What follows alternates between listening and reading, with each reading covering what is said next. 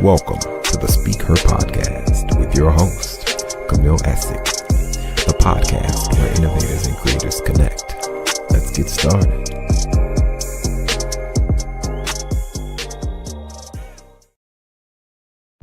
The Creative Connect is a 24-hour virtual assistant. Go to CamilleEssick.com and be sure to shop the collection with stock elements and so much more. Be sure to hit that notification bell and subscribe. Now back to the SpeakHer Podcast.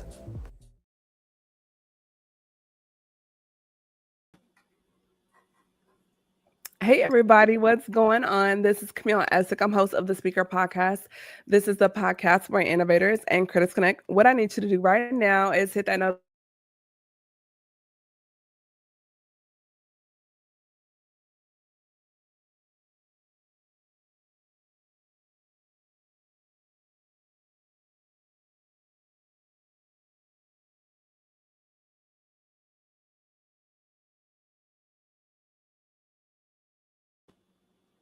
So he is actually just like Olive Garden. When he's here, he's family. And I'm so excited to have my brother and friend back. He's such an awesome person, just an awesome human all around. And I cannot wait for tonight's conversation. Sealz The Man. Sealz, welcome back. Thank you for inviting me back. I'm always excited to be back on your platform. Thank you for having me. It's an honor and privilege. I always, try to be humble in that fashion. Because I can never take this for granted. So thank you for inviting me. Thank you for your friendship. Let's get it going. Yes, I'm loving the setup. I see you.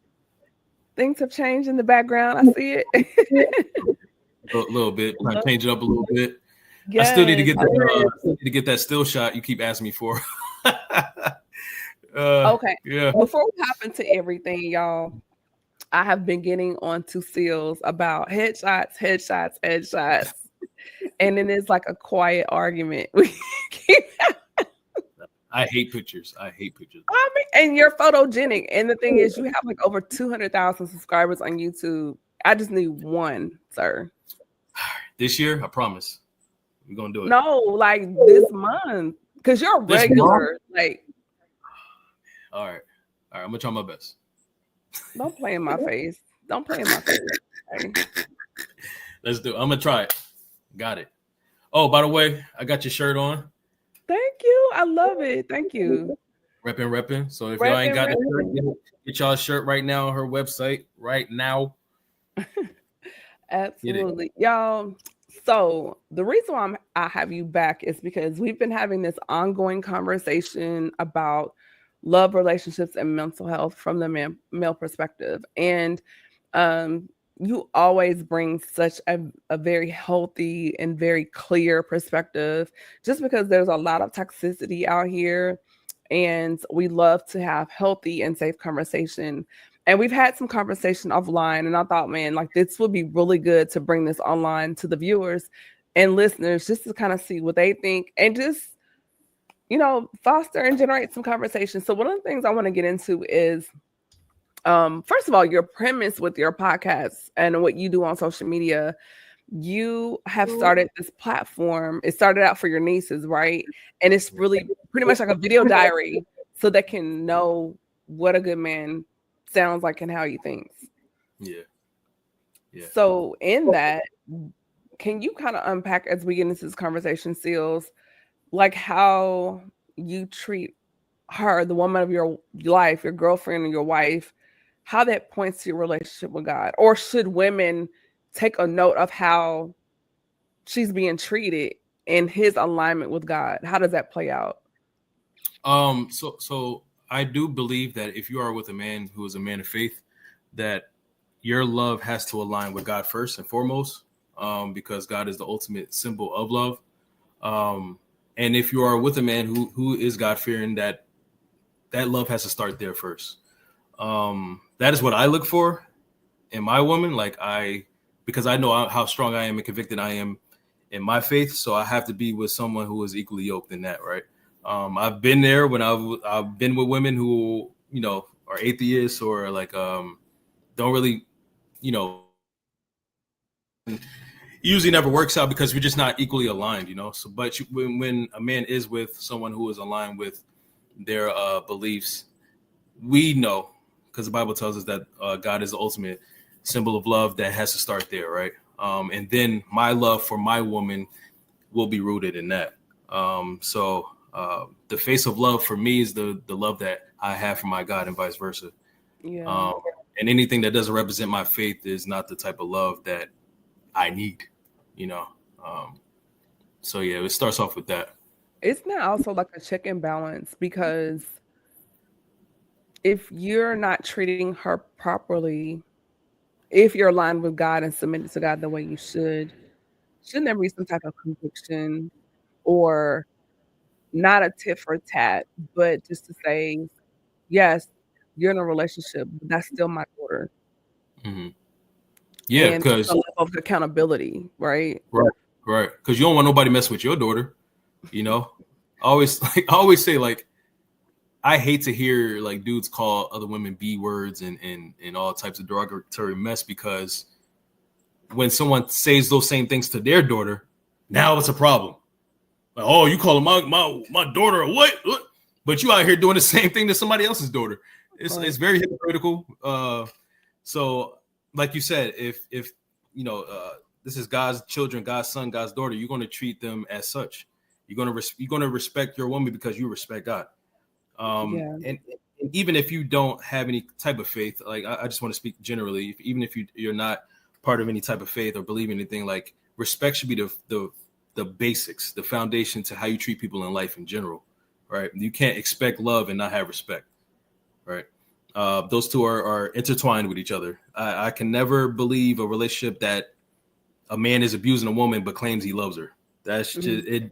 That makes no sense. And people will try to on that. Yeah, people will try to give excuses on that, like, oh, I beat her because I love her. Like, what?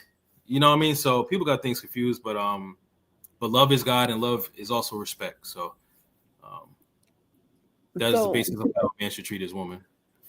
So I guess kind of digging into the faith side of relationship, from your perspective, what should men do or be looking at within themselves regarding their personal relationship before they even think about bringing someone into an equation? Like, if you're not where you should be at that point, and like, if you know you're spiritually struggling, that's not really the best time to even think about a person? Like, why would you bring someone into that situation when you're not maybe on solid ground yourself?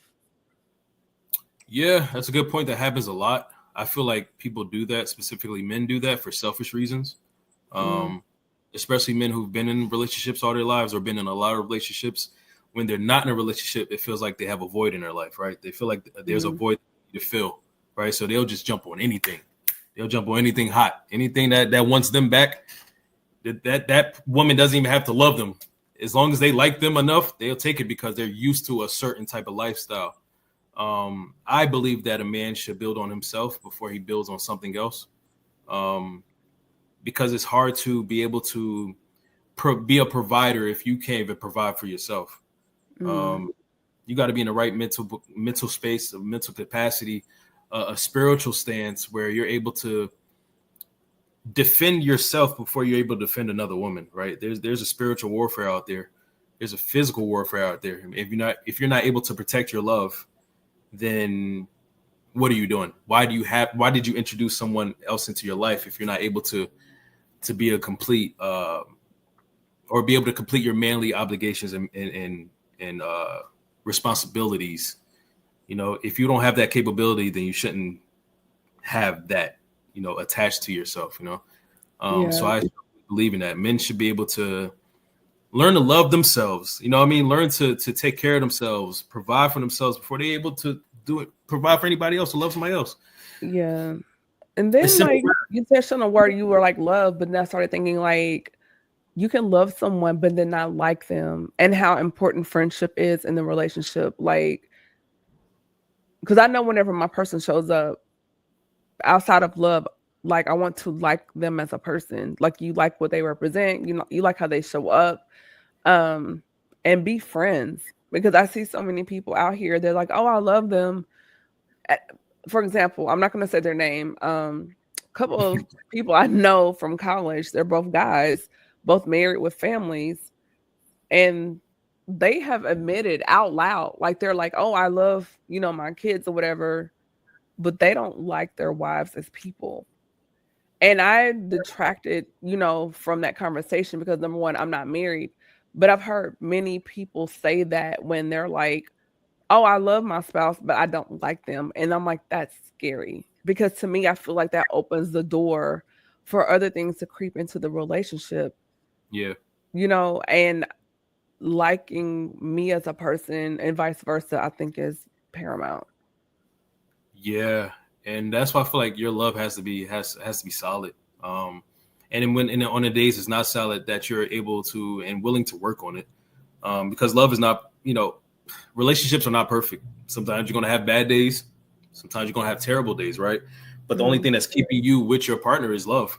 And I do hear of situations like that, relationships like that, where they don't like each other. I've seen it myself. Yeah, I've seen it myself in my own time, my own life, in my own family, where they're only together for the kids, but or together to keep the family together, but they love each other, but they don't like to be around each other. They don't like to talk to each other. They don't sleep in the same bed with each other. You know what I mean? So it is scary, but it's also a thing where you have to answer, why are y'all together? What is the reason y'all together? What is the definition of your love? And they both need to answer that question together and figure that out, because sometimes I feel like people have different definitions of what love is. And that's why I feel like communication is so important. Sometimes love to someone is what you could do for them. You know what I mean? While somebody else may say love is how someone makes me feel. So it's like, do y'all definitions of love intertwine with each other, and can it align with each other, and can it work together? Yeah. And is your a definition of love skewed? You know what I mean? So that's another big reason why, things like that happen, where they'll be like, oh, I love you, but I don't like you. It's crazy. So then that crosses the line into being compatible versus just chemistry, because you said before, you kind of touched on what people do for each other, and that could be a plethora of things, but then not like the person. And I guess within our culture and through social media, people are stuck on, well, they give me butterflies. Butterflies will go away, and you have to do life with this person. Yeah. And I guess, and maybe, you can unpack this too, but when I think about being compatible, I think about how you handle adversity. How do you handle moments when you're feeling discouraged? Do you have words of wisdom? Do you have anger management issues? When you get upset, are you punching walls? Or do you go off and leave for 2 days and nobody can hear? Like, how are you handling life? Versus chemistry is just the butterflies, you feel good, you hear vibes and energy. That can change on a dime depending on what's happening in life. When you look at what's being compatible, like, can we actually navigate life, like the moments of life together?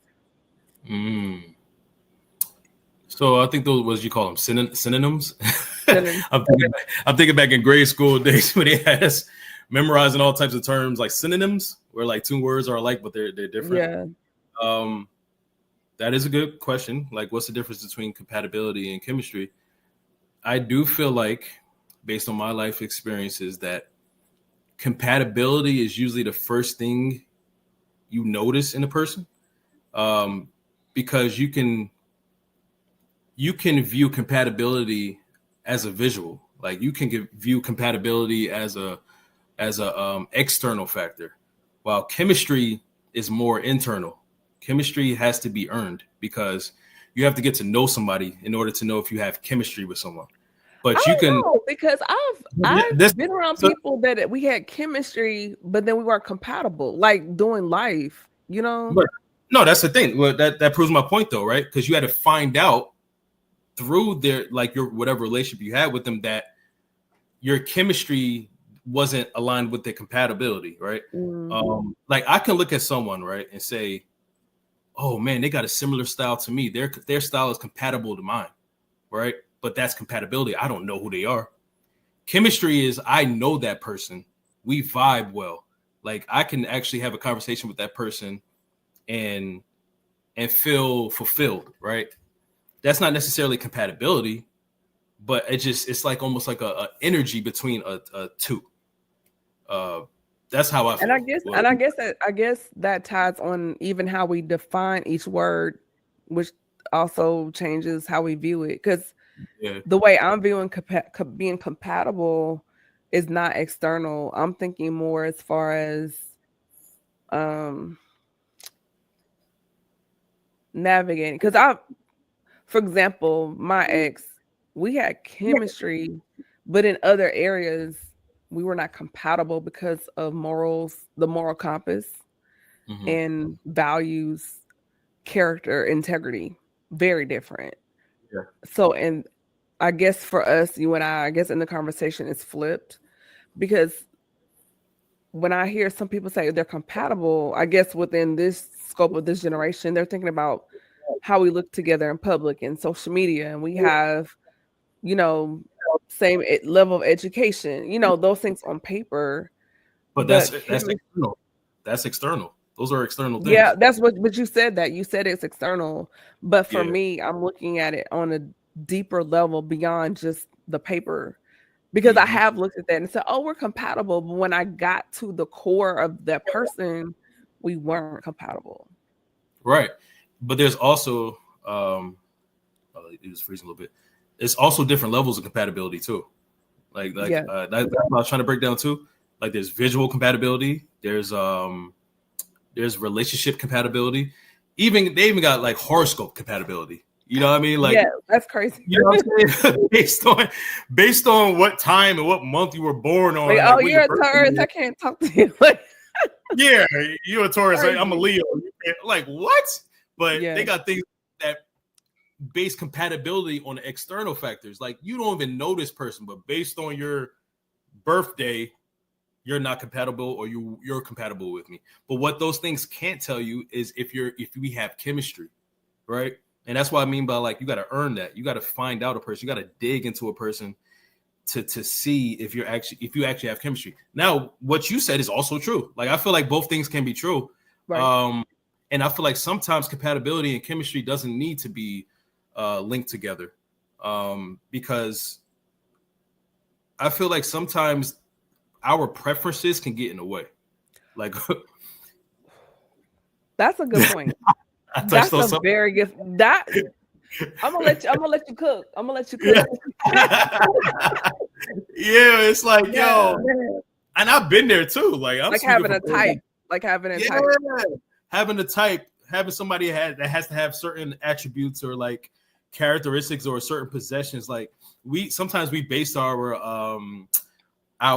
preferences on what we think we need in compatibility, right? Sometimes we alter and morph our compatibility based on what we desire, and that's not true compatibility at all. You know what I mean? So it's like I'm going to ask you as a woman, because you know there's a lot of dialogue in the social media space where it's like, I need a man to have this. I need a man to pay all my bills. I need a high value. I need high value. He got to have $100,000 plus salary. He got to be 6'4". Like, what my question is to you is like, what is more important to you, compatibility or actually having a real chemistry with someone? Because and the reason why I asked that, because you can be in a relationship with someone and be compatible, but it's whack. It's mad boring. It's not what you like desire. Or you can be in a relationship where you have amazing chemistry with someone, right? Amazing chemistry, but they're toxic to you. Like they're living a lifestyle where it's not conducive for you. You know what I mean? Yeah. But y'all chemistry is amazing because every time y'all meet, y'all pop off. You know what I mean? Like, so like, what's more important to you as a woman? Okay, so I'm going to break this down and hopefully I don't ramble and answer your question. The first part of that, I guess the first premise of your question, as far as high value, I don't really believe in that term. I believe you can be a high earner. Like you can have the ability to produce income and make money. But I hate that term. I do too. But what about, I'm looking at high character, high integrity, manhood. And I don't mean as far as gender, but in going back to character and integrity. How do you show up in the world? You know, not this cheesy machismo, misogynistic, I'm not alpha male, crazy, not saying that, but just how do you show up as a man every day? If we were to take away all of your accolades, all of your awards, your accomplishments, all the people you know, and strip you down to just like an onion, just to the core of who you are as a person, who are you? Yeah. And are you the type of man that if we got married and have a child, are you the type of man I would want my son to be like when he grows up? That's what I look at. Are you the type of man I would want our son to be? Strip all the stuff away. And that's the first part. As far as compatibility and chemistry, a little bit of both. Because of my faith, I don't want to marry someone that's agnostic or an atheist, because if we're going to raise a child together, we have to be on the same page. That way that child is not getting, he or she's not getting two different doctrines. Even also in terms of like, how will we handle discipline in the home? There's got to be some alignment there. If you come from an abusive home and you want to bring that same technique into the house, that's not going to work. Discipline, yes, but to the point where it's like abuse, no. Sometimes things just weren't a conversation. Like, why are we yelling at each other? We can disagree, but yelling, we can disagree, but not be disrespectful. We can disagree, but we're not weaponizing secrets and going into the vault. And well, that's why, like, we're not doing that. We can disagree, but we're not going below the belt.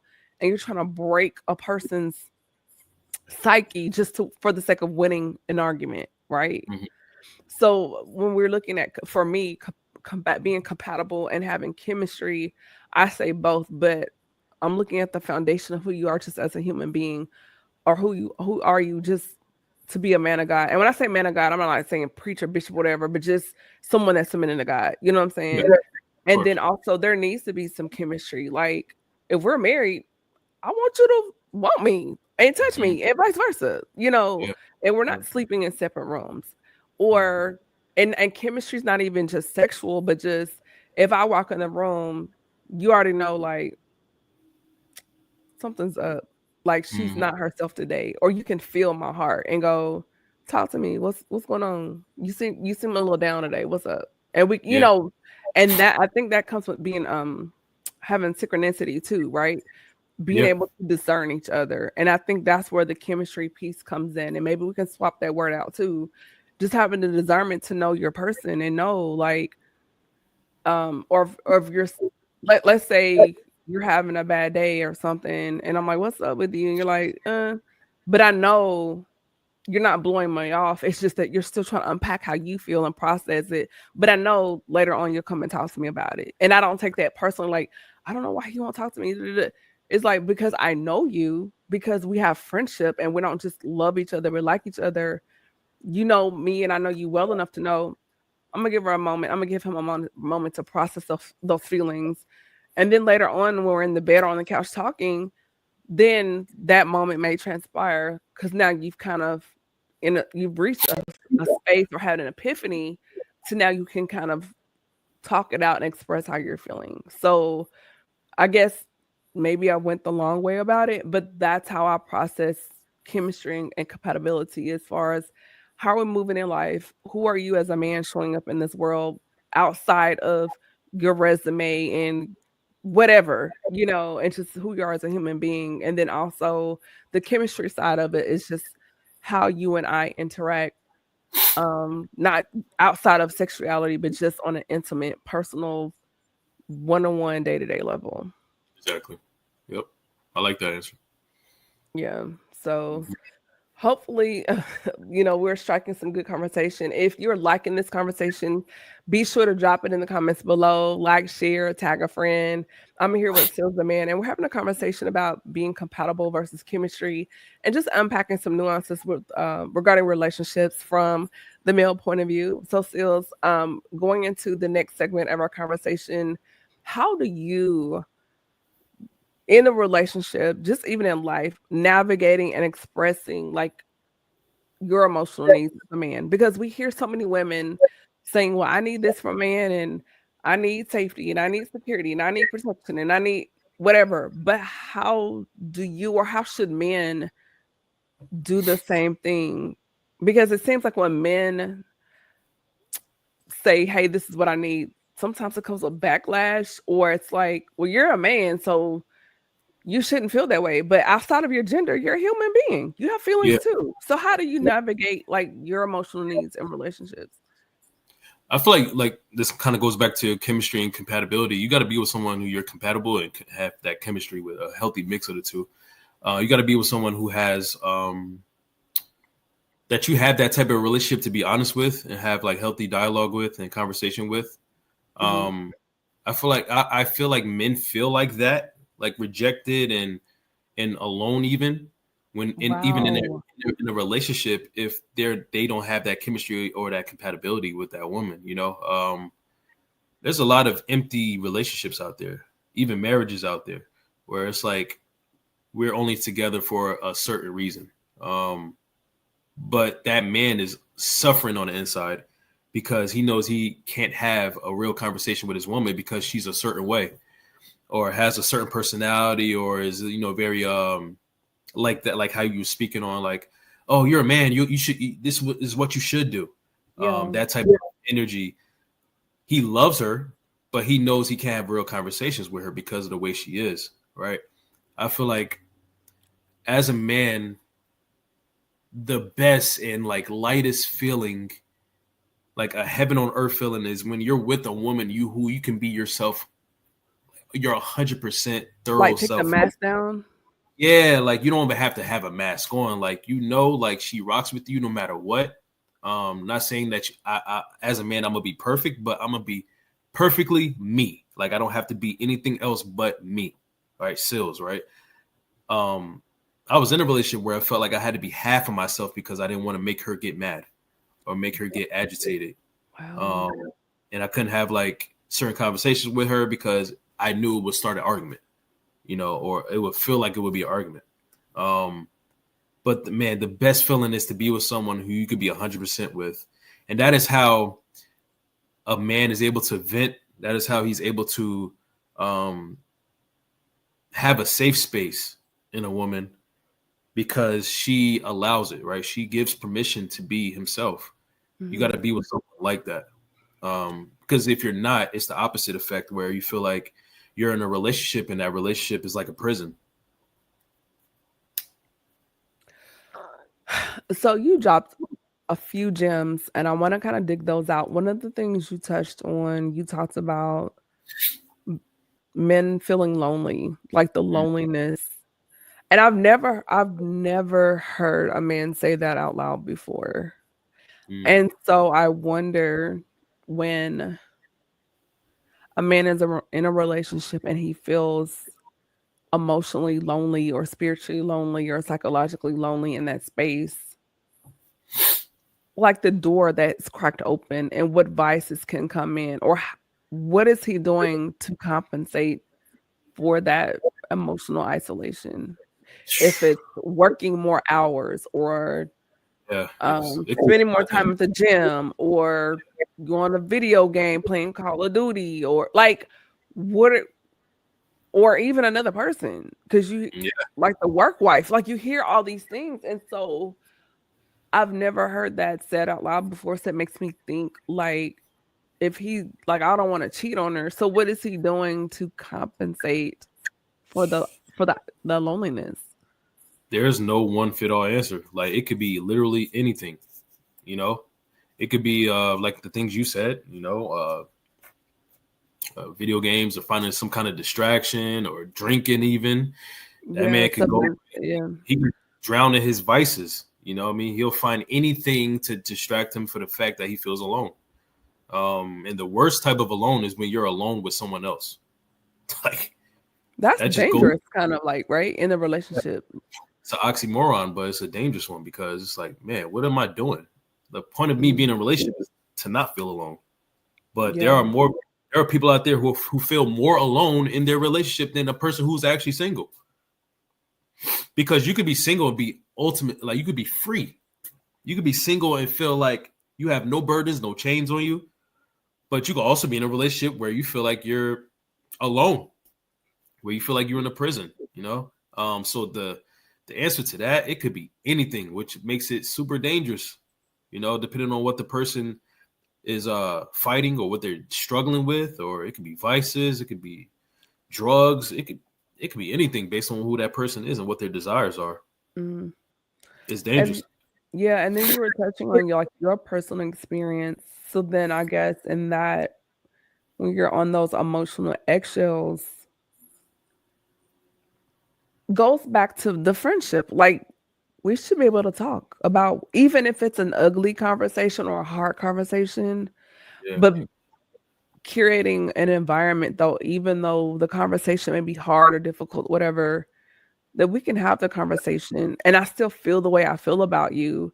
It's just exploring that other emotional side of each other. And sometimes it's okay to not, because you're not going to agree on everything, and that's fine. And I think with social media, it's like everything has to be matched, like match, perfect. And it's like, it's not like that. I start getting nervous if I don't get an argument or some kind of like disagreement with my woman, because like it's like, this seems too good to be true. Like, you have to not agree. Like, I'm not saying there must be conflict, but you're two individuals coming together. Yeah. And so you're gonna have different of opinions. And if you don't agree on certain things, that's gonna mean throw away the relationship. Like, I like the Warriors, you like the Lakers. I like, she, you know, just, and I'm using that in a comical sense, but you know what I'm saying? There are going to be things that you don't agree on. Yeah. But there has to be enough common ground that you're willing to go forward in the relationship. Yeah, because and also, like, you don't want to be in a relationship where you're with a yes man or a yes woman, because you're never going to have real conversation. Like the real conversations happen when there is discomfort, where you're talking about something that could be really uncomfortable. You know what I mean? But those type of conversations are leading to some type of solution. Like, you're having those conversations to solve something or to figure each other out more, you know, get deeper into who you are, you know. When you having these fake conversations where you're just saying, yeah, or, you know, you just agreeing to everything, you'll never get to know me and I'll never get to know you. And it's like, once again, what are we doing? You know? Yeah. So, and this might be just a silly example, but I think about my grandparents. Before my grandmother died, they were married for 53 years, right? wow. And so she would make toast, you know, and coffee, or, you know, whatever. She would cook breakfast, but sometimes she would make toast and coffee because that's what he wanted in the morning. And so she would always tell me, we'll leave the ends for him because he likes the ends. And me, I like the middle. But it was the fact that she understood that nuance, that he liked the ends of the bread. And in my mind, I'm like, who eats the ends of the bread? You know, but that small thing that may have been a disagreement early on, she figured out, well, instead of fussing about the bread and which part, let them have the end. Yeah. And I say that in a bigger picture, like, if you're having a disagreement, it's something minute, let them have it. Like, do you want to be right or do you want to be married? Right. And so I wonder, like, navigating those spaces. And we think about, you know, you touched on growing, and you kind of hit on it, but just, we think about social media and highlight reels, and the people out here in this society feel like they need to be entertained all the time. And this high of love, we call the honeymoon phase, that's going to wear off. But what about actually, you touched on it, growing into the relationship and finding your rhythm, and then also, Sealz, it's not about being complacent, but at a point in a relationship where you find your rhythm with each other and you're in a good space. Now, of course, life is going to hit, but overall, you're growing together. You have a rhythm, chemistry, and moving in those places. So what do you think about when you come out of that honeymoon phase and you're really getting into the roots of the relationship and that mask begins to drop? And you're going to see some things. You might be like, oh, whoa, wait a minute. But you have to remember, if you're mature, you knew this was going to happen. Like, you know, the mask is going to come down. Hopefully they're not wearing a mask and they're showing up as their authentic self anyway. But you're going to start to see those little things, those little quirks about the person. So how do you navigate those spaces where you're beyond the honeymoon phase and now you're getting into the roots of the relationship? Yeah, I was about to say the same thing. Hopefully, you're in a situation where you're not with someone who's like, dependent on a mask. Surprise, surprise. Now you're like, whoa, who are you? You know what I mean? Right, the representative. But like you brought up earlier in the video, it is important to be a friend before anything else, because you know your friends. Like I always say, your friends know your darkest secrets more than anybody. Like your friends are your worst enemy because they could end you, because they know all your skeletons, right? So like spades, they got the joke. They're like, girl, you better chill out. You know, I know what you did last summer. Like, you better chill out. Literally. I know you were scamming and still, like, you know what I mean? So, like, your friends know you. So, but staying on track of friends, you know your friends, right? So when you are a friend with your lover, it's like you don't have to worry about that mask situation, because you know your lover, because y'all was friends first. But if you are in a situation where, as you said, go through the honeymoon phase and they start to reveal themselves more, once again, I just feel like that love is what's going to keep y'all together when you start to see things that you don't necessarily agree with, or you've never experienced before, and now it feels weird to you, or you feel uncomfortable because it's different to you. That love is going to be that foundation for y'all to make things work, right? If it's a healthy love, that love is going to remind you, like, hey, I'm going to stick through this because I know her heart. She knows mine. Mm-hmm. We decided to be together, so we're going to make this work, right? As long as there's no negative connotations, abuse, or anything like that. We're talking about like real healthy love here. Right. When she starts or he starts to put down that mask, you're going to see some things or hear some things, or you're going to be like, whoa, I need you to clean up your clothes after you put them out. Like, I need you to stop leaving dishes out after you've, like, that's where communication comes in, right? Yeah. Because and you have a day, but if it's like you're just nasty, then that's a different conversation. Yeah, and that's hard to hide too. Like, nasty, that's kind of hard to like not see the flags in the beginning. You know what I mean? Yeah.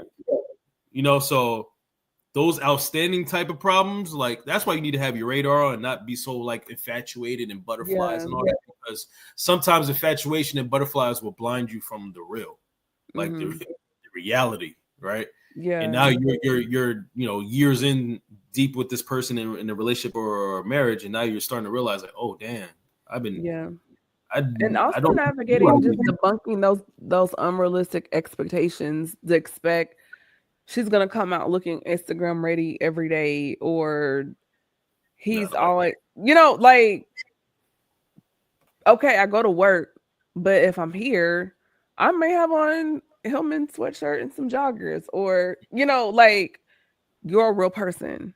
You're not photo shoot ready 24/7. Yeah, that's not a real thing.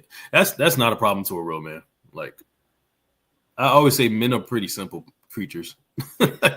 we really are. Like, I actually made a video on that. It's like, as long as you're a real person, I mean, I could care what you wear. I could care less. Like, as long as you remain you, the one I fell in love with, I could care less.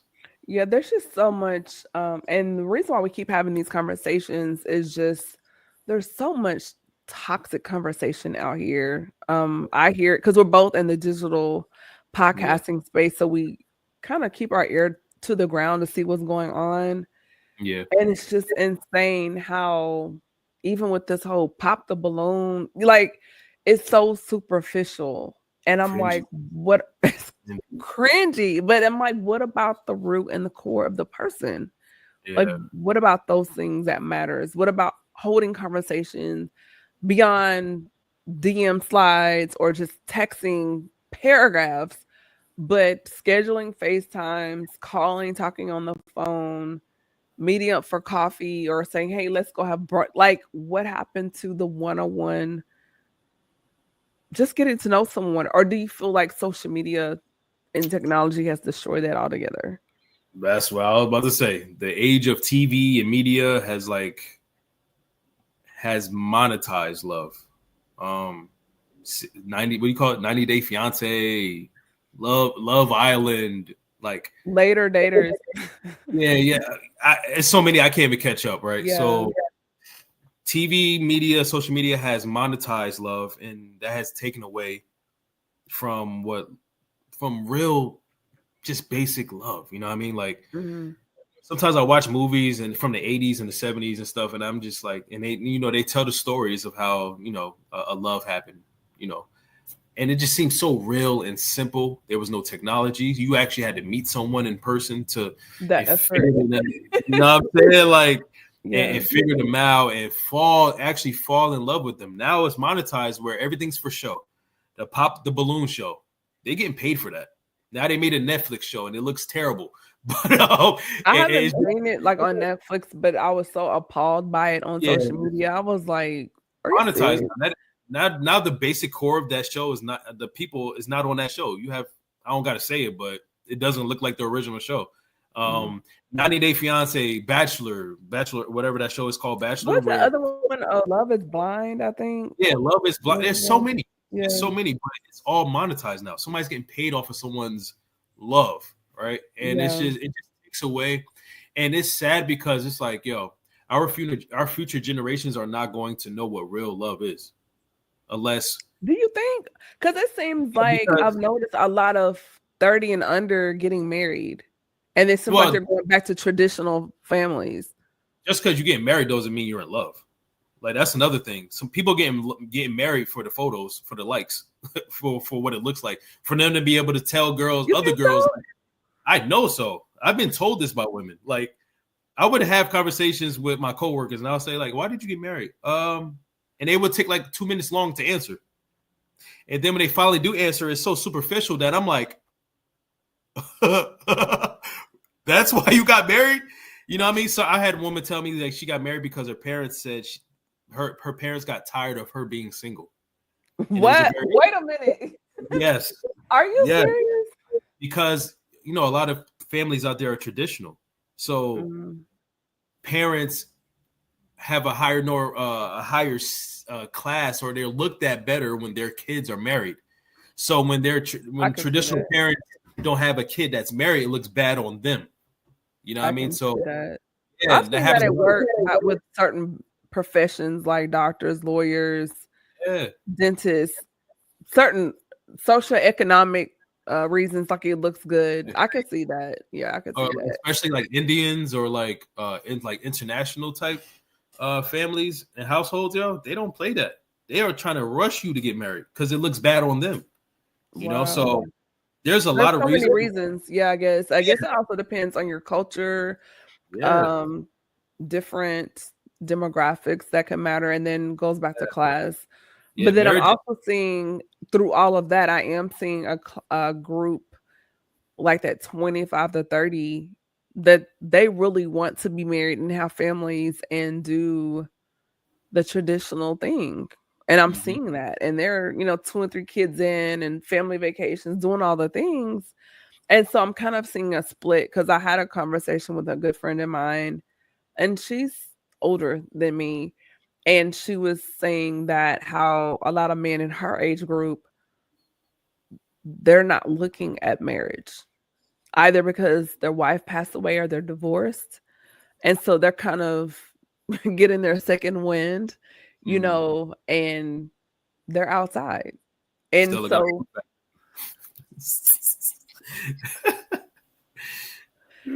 yeah, so I'm observing 2 or 3 different sets of conversations, and then you have those of us within our age group where it's kind of divvied up. It's half and half. So I'm just wondering, like, how do the good men and good women meet up? Because again, listening to conversations online, I hear men say that they want to be married, they want a good woman, but they can't find them. And then the women that are good, because they've been hurt, have gone through whatever, they're just like, we're in the house. And so the men are like, we need the women to come outside so we can meet you. You can't stay in the house. You got to come outside. So it's like, how do you get these two groups of people together to meet? And that's the ongoing, I guess, issue. Yeah, that's tough.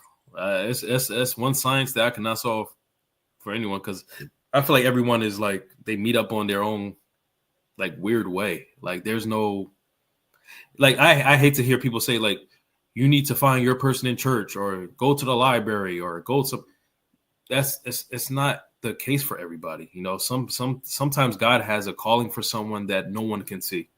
You can find your person randomly, saving a cat in a tree or something, or helping someone out, being a good Samaritan. Like there's no one fit all answer, you know, so that's a tough one. Yeah, there was an older lady at my job. She just retired last week, and on her last day, for whatever reason, she was talking to me about her husband, and I don't know how we got on the conversation, but she said she met her husband at a convenience store. Yeah. I was like, what? She was like, yeah, we met at a convenience store just in passing, and they've been married 30, 40 something years later, but they just met at a convenience store, I guess, getting gas or whatever. And I was like, wow. So I've heard some interesting places where people have met, and it's not at those usual places like church, or not to say those things don't happen, but it was not in a place where you would think you would meet somebody. And I was like, oh wow. Imagine running into your person at Wawa or the hospital or whatever. Yeah. So like some place you would never guess, you know what I mean? Like sometimes love just blooms from a mystery, you know. There's no one answer. And I always tell people, don't let people tell you what to do or how to find love. Like it's not true. Like whatever God has planned for you is going to happen either way. You know, when you try to force your way, you end up in bad relationships. You know what I mean? So that's why I try to stay patient. And not just in relationships, but in whatever my life's calling is, whether it's my career or what I'm supposed to do in my life on earth. Like, I try to remain patient and keep working. So when the time does come, I am ready. Yeah. And then one last question as we start to wrap up. How do you navigate maintaining circles of accountability within your men group, your men circles, your brotherhood? Because if or even your advice to men that want to maintain the right path and do the right thing, and maybe they have a couple of friends that are knuckleheads, like the importance of having like-minded brothers around you. Accountability is so important. Oh my goodness. I had to hold one of my brothers accountable like the other day recently, because he was about to do something that he would have been no good. Let's just say that. You have to be around some real ones. Like I always say, if you're not around a friend that can tell you when your breath stink, if you are not around a friend that can tell you like, bro, you need to like level up, like you need to stop doing what you're doing, those are not real friends. A real friend is not a person who's going to say yes, yes, yes, yes to you all day, every day. A real friend is not a person who's going to just be around on the good days when you get paid or when y'all trying to turn up. Those are not friends. Those are associates. Mm-hmm. A real friend is a brother or a sister. And my theory on my mindset on what a friend is that if I'm able to call you my brother or my sister, you are my friend. If I'm not able to call you my brother or my sister, you're my associate. Because my friends turn into family. That's just how I look at friends. So, and I know my family is going to hold me accountable. Associates ain't going to tell me nothing. What can an associate tell me? You know what I mean? So it's like I know you're holding me accountable because you love me. And you want the best for me. and I could And not depend to on throw the friendship away if you call me out. Yeah, that's on you. If you decide to lose a blessing in a friend, that is on you. Yeah. And especially if that thing that they're holding you accountable for is true. You know what I mean? If you out here wilding and you married, or you out here doing drugs when you know you are smart enough to be great in this life, Mm-hmm. and you decide to lose that person because they made you feel bad, or they expose those things to you, that is on you. That is your loss, and you got to be careful when you lose friends because you might not get another real one. Right. You know, I feel like not just every man, but every woman should surround herself or himself with people who are going to say no, who are going to hold them accountable, who are going to keep it real with them, because otherwise they are not friends. Yeah. And there's some people I've known for years, and where I was in that chapter of life, we weren't compatible as friends now like we were then. Mm-hmm. And not that you fall out with people, it's just you grow apart. And sometimes if you have those friends that are still wanting to operate or live their life in this path, you're like, no, I can't live my life like that anymore. And you're over here, then you've got to put some distance, especially if they are committed to their path and not wanting to change or mature or grow. Yeah. And not that they're just terrible people, but if it's not aligned with your purpose or your call in your life or your assignment, it's like you may not be bad, but you're not good for my purpose. Yeah. So I got to leave you here and go forward. And that's the scary side of growth, right? Like, it doesn't mean you're a bad person if we no longer friends or we no longer close how we used to be, but that's part of growth. When you grow, you have to get rid of things to expand. Like, I can't wear the same clothes that I had 25 years ago. Those clothes aren't bad clothes. They're not bad quality clothes, but I can no longer fit them. And, you know, I don't know if you know, but I'm a plant dad. I got like 20 plants in my crib. What? You're a plant dad? Yeah, I've had plants for years. Yeah. What? That's actually a good character trait, but yeah, it is, because you care about you're nurturing. Exactly. You care about something outside of yourself, right? But I know I cannot fall in love with the plant I bought, because it's not going to be the same plant in 10 years or 5 years or 1 year. It's going to grow. It's going to be different. It's going to change, you know? And that's the part of growth. It's a scary part of growth. You're not going to be the person that you are today in the future. And that's what's supposed to happen. Because if you are the same person that you were in a year or 5 years or 10 years, then that's a problem. You know, if my plant is the same small plant that I bought, I'm taking it back to the store because something is wrong. Yeah, that means your air is very clean too. Yeah, I expect it to grow. You know what I mean? So that's what happens with friends too, man. Like, and it's sad. Like I've realized that with my hometown friends.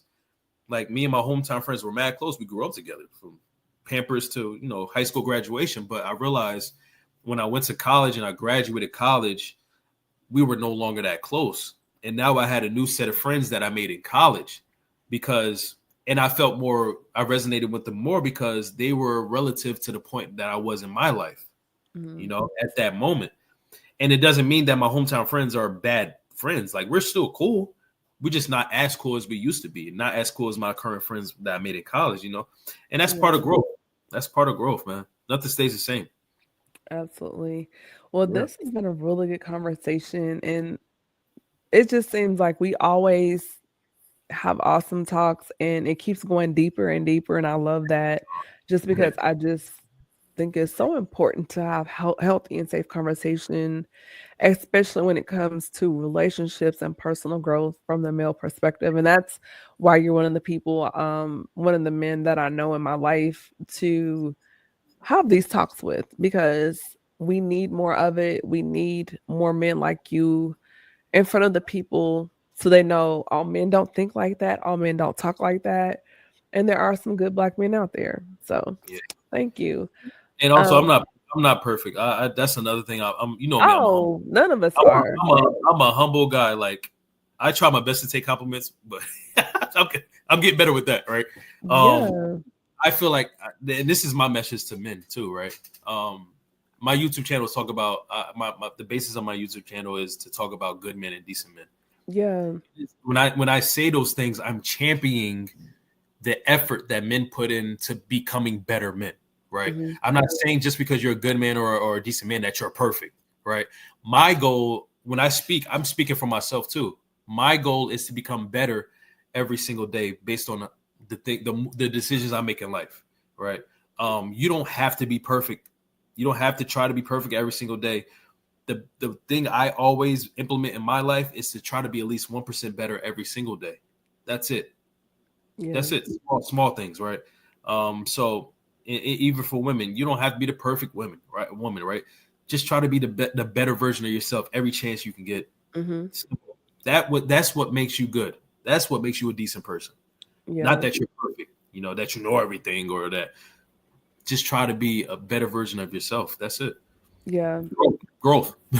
Absolutely. And I always say one of the hardest conversations to have is trying to have a conversation with someone that already knows everything about everything. Right. Now Like, you just sitting there. be teachable. Like, be open-minded. Like, we can learn from each other. And you're not the SME. You're not the subject matter expert on everything. Nope. Like, and when I meet individuals like that, I make a note because actually that's a sign of insecurity. Yep. Because if you're the top expert on whatever we're talking about, why am I here? Exactly. Why am I here? Exactly. It's real. Absolutely. So before we wrap everything up, Sealz, do you have any last minute takeaways or nuggets for the listeners and viewers? And then what do you have coming up next? Do you have any books, anything coming out? And then where can people reach you on social media? Oh, appreciate you.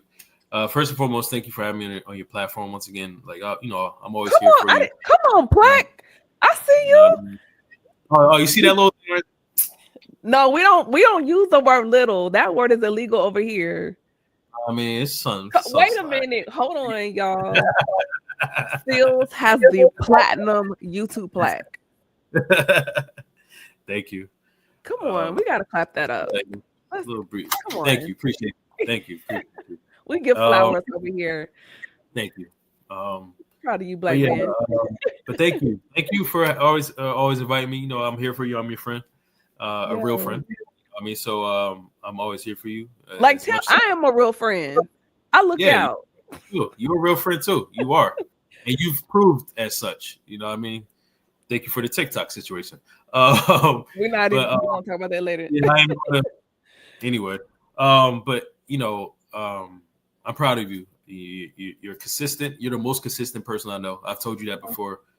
You do not play around with this industry. Like you inspire me to keep going. And on the days I don't feel like making content or just being out there, and I'm proud of you. A takeaway from I would say that just on my heart right now is to tell people to try to find another avenue. Try to find other avenues of your normal reality, right? I find that I get bored easily, and getting bored easily can make you depressed. It can make you feel lazy at times, lethargic. It can make you uninspired. Try to find another avenue of creativity, another avenue of income, even another avenue of how to be active in your life, because life can get stagnant real quick. It could get real static. And now you find yourself in a space where you just feel confused and you don't know what to do. Try to stay busy. Like try to stay active in your calling. And if you don't know what your calling is, just try to stay active so that it may hopefully lead you to your calling and that fulfillment and that purpose in something.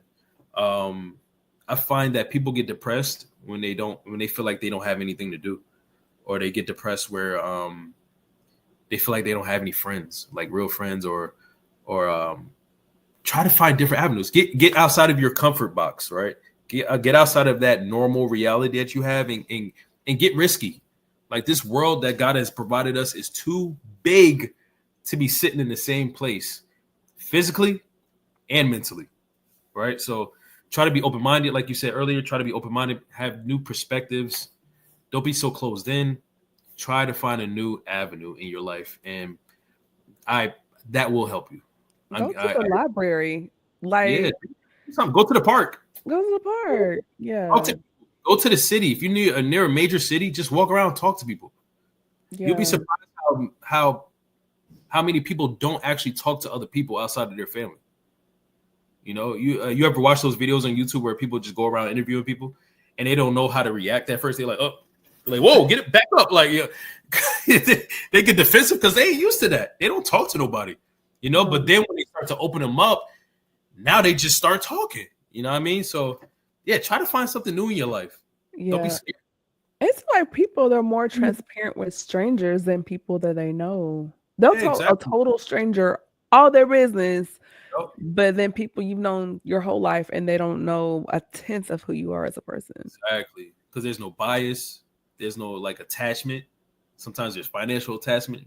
You know, now you act in a different way because you owe somebody in your family something. Like with strangers, you're with a blank canvas. So no dog in the fight.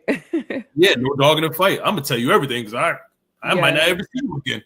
You know, so yeah. For sure. Great. And then do you have like any new episodes dropping, books, product merch, other ventures? Like what's going on in your world?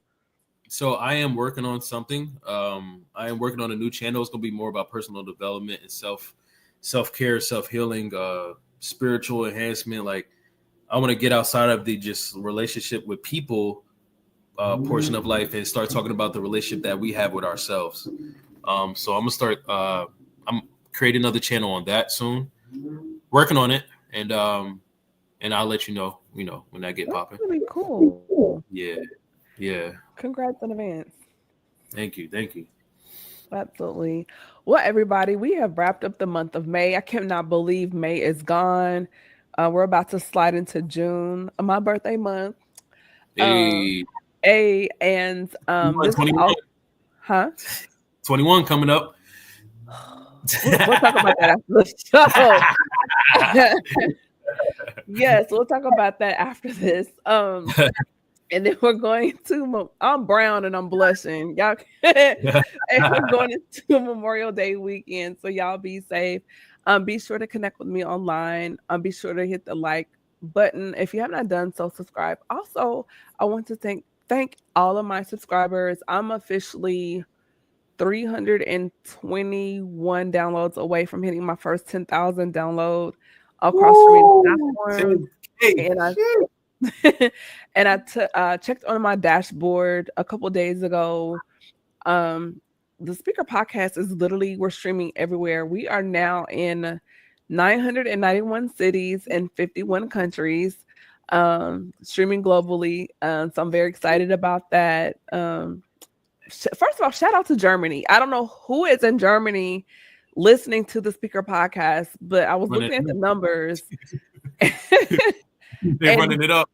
Right. And behind the US, my next section of listeners, viewers, subscribers are in Germany. So I want to shout out Germany. Wow. Thank you. I don't know any German, so I'm just going to say it in English. Thank you, Germany. Whoever's over there. We appreciate you. Yeah. So with that being said, be sure to connect with me online. I'm on various platforms such as iHeartRadio, Spotify, and Pandora. Be sure to hit